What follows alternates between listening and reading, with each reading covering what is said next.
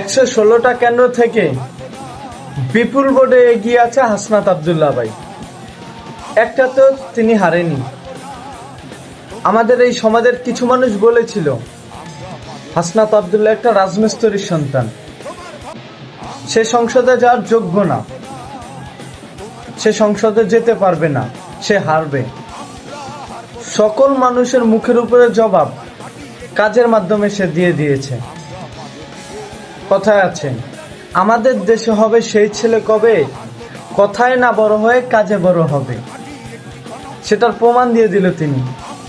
হাসনাত আব্দুল্লাহ ভাই 116টা কেন্দ্র 16টা থেকেই জিতছে, একটাতেও তিনি ফেল করে নেয়, তাকে হারাতে পারেনি, তাও বিপুল ভোটে সে জয় হয়েছে।